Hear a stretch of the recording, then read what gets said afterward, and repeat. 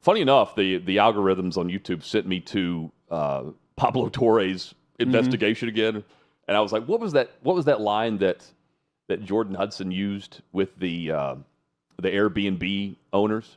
And it was like, "Oh, we've got a golf course. We play golf," and she said, "Yeah, I play with a senior shaft or something." Is what she said. Yeah. I love playing with a senior shaft.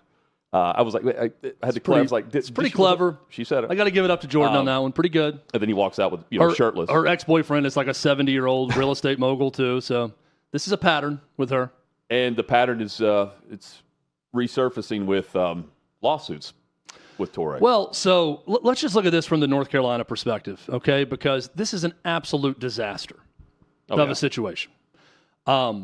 North Carolina is a university, if you know anything about Chapel Hill and that school, they pride themselves as sort of a country club. I mean, it's very hoity-toity in Chapel Hill with North Carolina basketball and football and North Carolina alums. It's almost like an Ivy League feeling to that town and that school and how they view themselves. Now imagine that Ivy League feeling going and hiring this established GOAT of the NFL. A guy who's won more Super Bowls than any other coach in the history of the National Football League. That's at the end of his career, but he wants another shot to do something big, and you get a chance to hire him at North Carolina. And you're bringing this old man into the country club. He's got full member privileges, right? He's golfing 18 a day. He's got clubhouse privileges. He goes to the 19th-hole bar all the time. It's perfect. It's perfect. You got your guy, Bill Belichick. Perfect guy for North Carolina. And then you find out, oh, man, he's got a girlfriend who was born in 2001, right before 9/11. This old man. And this girlfriend, it's not just a fling. This girlfriend is going to wreck the public image, and all the focus about North Carolina football is going to be on a 24-year-old that does a lot of wild things. What a disaster for Bill Belichick. What a disaster for North Carolina. And the only way to get out of this is to fire him. And by the way, they're not going to do it because the contract is too much money. So what they would hope for is that this guy would break up with Jordan Hudson and get away from this situation. I don't know what Jordan Hudson has on Bill Belichick or if he has anything. I don't know what the situation is. Maybe the guy's just truly in love and he's not going to let a fan base or a school dictate what he does in his personal life. And I understand all of that. But I mean, you're dating someone who goes to adult co-ed cheerleading competitions. And you're there to support her at these. And then she jokes about going to adult co-ed football games with the Jordan meme. She's going to sue Pablo Torre over what? I mean, to sue a journalist for something, you got to prove that this journalist was out to personally get you. And they knew that something was false and then reported it as true. It's a high standard of proof when you're talking about something like this. It's not going to work. While I find it funny if she's actually going to sue Pablo Torre, because I'm not Pablo Torre's biggest fan, it's not going to work. Pablo Torre knows it's not going to work. You know what else isn't going to work? North Carolina football. As long as Jordan Hudson and Bill Belichick are together, and that's the fact of the matter. It's not going to get any better as long as she's such a big part of his life and that program's life. Here's why everything going down the drain is more than just bad, it's detrimental. Because they wanted, you mentioned the country club, what'd you say, hoity-toity? Yeah. I would compare it a lot to Vanderbilt. Pinkies up. Pinkies up when they're sipping tea. Academics and athletics don't mix. They don't really like each other. And that's where the money is. The money at Carolina is on the academic side of things with the massive donors.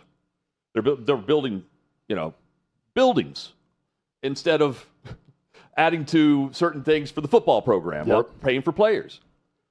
Well, then you have Belichick coming in, who's going to establish the 33rd NFL team. That's what was said by Lombardi. And you end up doing this. So, you have the academic side of things kind of pointing and going, see, idiots, And then, the athletic side was really trying to have their version of Deion Sanders at Colorado. That gets all they wanted, because, the ACC, it's the top, 4 or 5 programs that bring in the most television money that are on air the most that will get a higher percentage of the payout. They need that because they're not getting much of the chunk that they're asking for or weren't prior to the start of the season from the university side of things.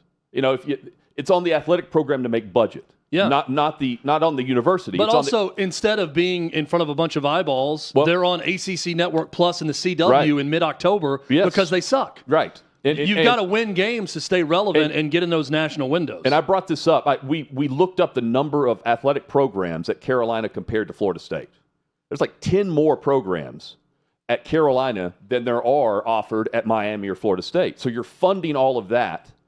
It's on the athletic program itself to make budget. The university isn't fond of helping that. And, of course, Belichick's doing this. That is the mix to everything that ultimately they're going to end up cutting programs, and it's going to be the Olympic programs. They're one of the few, and it's the ACC that does this, West Coast, East Coast, that offer those. And they're trying to not have to do that. They're trying to continue to pay for 10 more programs than, what their rival down in Florida is doing. Hey, if you like this channel, become a season ticket holder for Hot Mic by clicking the subscribe button below and join our conversation in the comments section. Agree or disagree, we'll join. Here's the other thing, too, about this, and I mentioned Country Club with all of this. Mack Brown was the perfect cultural fit for North Carolina. It worked twice. I know it fell apart in the end at North Carolina with Mack Brown, but he won before that, even in his second stint as an older head coach. That's who I'm talking about with this almost senatorial presence that can go into a room and schmooze big money boosters and can get along with the powers that be at North Carolina. That's what it takes. That's never going to be Bill Belichick's strength. But you thought you were hiring someone with such presence that part wouldn't matter as much. Right. Now I can't help but imagine, think about Jordan Hudson at a dinner party or a cocktail fundraiser around all of the other coaches' wives and all of the boosters' wives. She's wearing her band necklace, and she's one of the ones that's is the wife of the head coach or the girlfriend of the head coach. You are a forward-facing person, and she does way more than most spouses or girlfriends the head coach does within the program. So there's such a big disconnect there. I'd love to talk to a North Carolina booster about how awkward that is. Well, half the damn coaching staff is his family, right? Or the guys that have been with him for a while. And they have been together for longer than what people know. They met 2021. Allegedly. Well, so the plane thing didn't happen? I don't think the plane thing happened. I'll say it. I don't buy that story at all. I think there was an earlier meeting, and that was a nice cover. But I have no way to prove that. This is me connecting the dots here. So she on would this type be of situation. 20 years old then? I don't know. Is she 25 or 24? I don't know. She's 24. But okay, so she said she's released a bunch of text messages that she says is going to damn Pablo Torre in this thing, and part of it is giving her birthday over to North Carolina. And I know now, reading this, her birthday is April 13th, 2001. So she is 24 years old. He's going after Steve Ballmer. I don't think the dude's scared of Hudson. And what's next is we're going to have the showdown between Chapel Bill and Pablo. Yeah. Riley Gaines and Jordan Hudson on the same side against Pablo Torre in this one. She's been wearing that band necklace for a while, too, from the very start. And correct me if I'm wrong, Bubba Cunningham really didn't want to go down this path, right?